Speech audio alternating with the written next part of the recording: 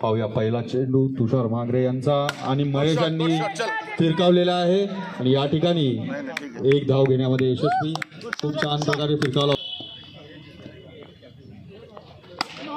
आणि पुन्हा एकदा फिरकवण्याचा प्रयत्न, परंतु यावेळेस बाद. हे फलंदाजीसाठी नॉन स्ट्राईकला खालीले आलेले आहेत आणि महेश धावनकर स्ट्राईक वरती आणि मारण्याचा प्रयत्न आणि हा उत्कृष्ट असा चौकार. या ठिकाणी 3 चेंडू पुन्हा एकदा भिरकावलेला आहे आणि या ठिकाणी पुन्हा एकदा चौकार. उत्कृष्ट अशी फलंदाजी महेश धामनकर.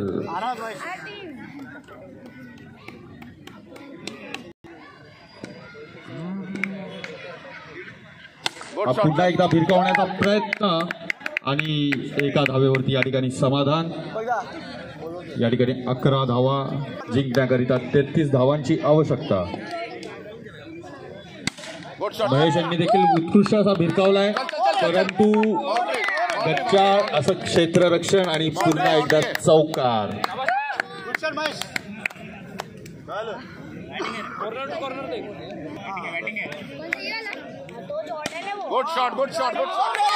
खूप छान.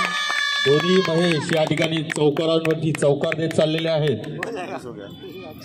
या ठिकाणी एक करण्याकरिता आलेले आहेत. बघूया आता उत्पल आपल्या गोलंदाजीने मॅच मध्ये काही ट्विस्ट आणतायत का.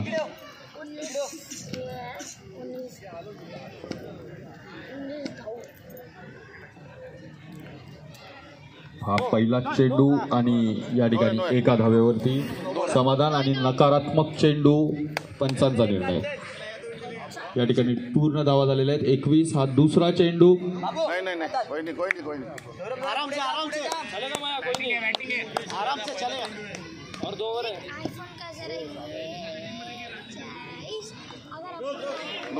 एकदा नकारात्मक चेंडू.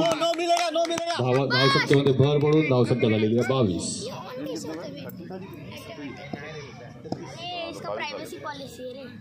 एकटा संघ विजयापासून फक्त 10 धावा दूर. त्या ठिकाणी अवांतर चेंडू.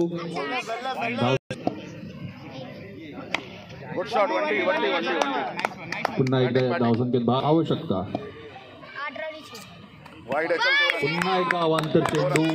या ठिकाणी पुन्हा एकदा वंडी आणि अवांतर चेंडू. 2 धावांची भर. या ठिकाणी धावसंख्या झालेली आहे 28. 26. शाबाश.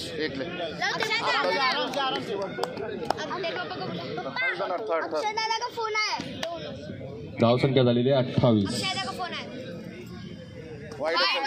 आणि पुन्हा एकदा अवांतर चेंडू. या ठिकाणी पुन्हा 2 धावा मिळालेल्या आहेत एकटा संघाला. या ठिकाणी धावसंख्या झालेली आहे 30. जिंकण्याकरिता फक्त 3 रनांची आवश्यकता. आणि या ठिकाणी उत्कृष्ट असा फलंदाजीकरिता उतरलेले आहेत मैदानात. पाहूया देवेंद्र सिंग काय करतात. या ठिकाणी पुन्हा एकदा अवांतर चेंडू. मला वाटतं अवांतर आणि नकारात्मक चेंडूनी या ठिकाणी मॅच जिंकली जाणार आहे.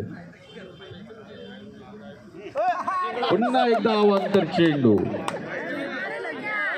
या ठिकाणी म्हटल्याप्रमाणे आणि नकारात्मक चेंडूने एकटा संघ या ठिकाणी विजयी झालेला आहे. एकटा संघासाठी जोरदार टाळ्या. नाचू